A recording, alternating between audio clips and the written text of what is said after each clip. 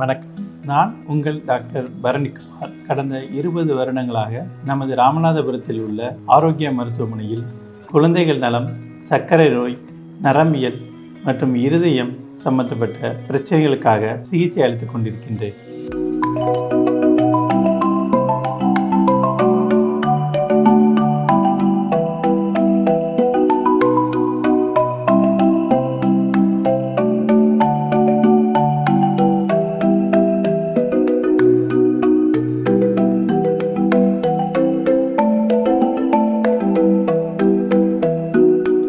சர்க்கரை வியாதியில் முக்கியமான ஒரு ட்ரீட்மெண்ட் உடற்பயிற்சியை பற்றி கொஞ்சம் பார்க்கலாம். உடற்பயிற்சிங்கிறது ரொம்ப ஒரு முக்கியமானதாக இருக்குது. ஏன்னா இப்போ நான் டே டு டே லைஃப்பில் நம்ம உடல் உழைப்பு ரொம்ப குறைஞ்சிருச்சு, அதற்குரிய தேவையும் ரொம்ப குறைஞ்சிருச்சு.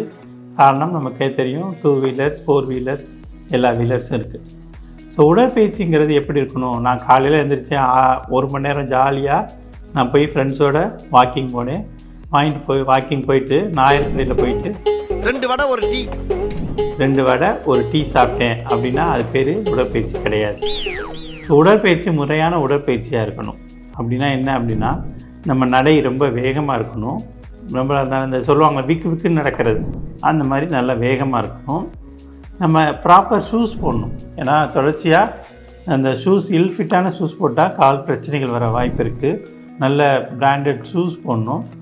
முடிந்த வரைக்கும் தார் ரோட்டில் நடக்கிறத தவிர்த்துக்கணும். தார் ரோட்டில் நடக்கும்போது அந்த அதிர்வுகள் அதிகமாகும் போது நாள்பட மூட்டு வலி வர்றதுக்கு வாய்ப்பு இருக்குது. அதே மாதிரி கொஞ்சம் கொஞ்சமாக அந்த வாக்கிங்கை ஜாகிங்காக மாற்றுறதுக்கு ட்ரை பண்ணணும். வயசானவங்க, இளைஞர்கள் 40 வயசுலாம் இப்போலாம் இளைஞர்கள் தான், 40-50 வயசு வரைக்குமே நல்லா ஜாகிங் பண்ணால் ரொம்ப நல்லது. எப்படி உடற்பயிற்சி எப்போ வாக்கிங் போகிறது முக்கியமோ அதே மாதிரி வாக்கிங் முடித்தோடனே நம்ம உடம்பை ஸ்ட்ரெச் பண்ணணும். ஸ்ட்ரெச்சிங் ரொம்ப முக்கியமாக இருக்கும். அதுக்கு நம்மளோட மூதாதையரை கண்டுபிடிச்ச அந்த யோகா பயிற்சி ரொம்ப பலனளிக்கிற விதத்தில் இருக்கும்.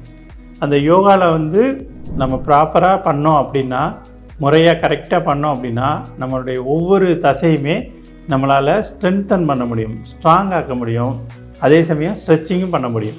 ஸோ ஒரு மசிலை நம்ம ஸ்ட்ரென்தன் பண்ணி ஸ்ட்ரெச் பண்ணோம் அப்படின்னா நாளடைவில் அதில் பெயின் வராது. அந்த இப்போ நிறைய பேர் என்ன சொல்லுவாங்க, நான் வாக்கிங் போயிட்டு இருந்தேன் 6 மாதம், முழங்கால் வலி வந்ததுலேருந்து போகிறதில்ல அப்படிம்பாங்க. ஸோ வலிங்கிறது ஒரு பெரிய பிரச்சனையாக இருக்குது. ஸோ அதை நம்ம தவிர்க்கணும் அப்படின்னா முறையான உடற்பயிற்சிங்கிறது கரெக்டான ஷூஸ் போடுறது, அது மாதிரி நல்ல வேகத்தில் நடக்கிறது, ரொம்ப ஹார்ட் சர்ஃபேஸ் நடக்கிறது, இந்த மொட்டை மாடி 8 போடுறது, 7 போடுறது, 5 போடுறதெல்லாம் தவிர்க்கணும்.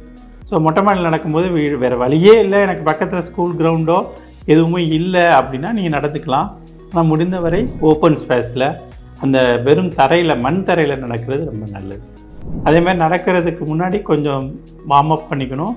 நடந்து முடிஞ்ச பிறகு அல்லது ஓடி முடித்த பிறகு ப்ராப்பராக ஸ்ட்ரெச்சிங் பண்ணணும். யாராவது ஒரு கைடன்ஸ் எடுத்துக்கிறது நல்லது. இந்த மாதிரி ஸ்பெஷலிஸ்ட் இருப்பாங்க, ஃபிட்னஸ் ஸ்பெஷலிஸ்ட் இப்போ நிறைய இருக்கிறாங்க, அவங்க யூஸ் பண்ணிக்கலாம். அதே மாதிரி யோகா பயிற்சி ரொம்ப ஒரு நல்ல விஷயம். நம்ம உலகத்துக்கே இந்தியா கொடுத்த ஒரு மிகப்பெரிய விஷயம் இந்த யோகா பயிற்சி.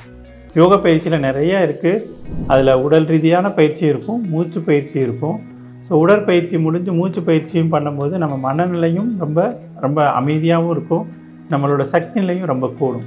ஸோ இதெல்லாம் நம்ம முறையாக செஞ்சோம் அப்படின்னா கண்டிப்பாக சுகரை நாம் வெல்லலாம். தேங்க்யூ.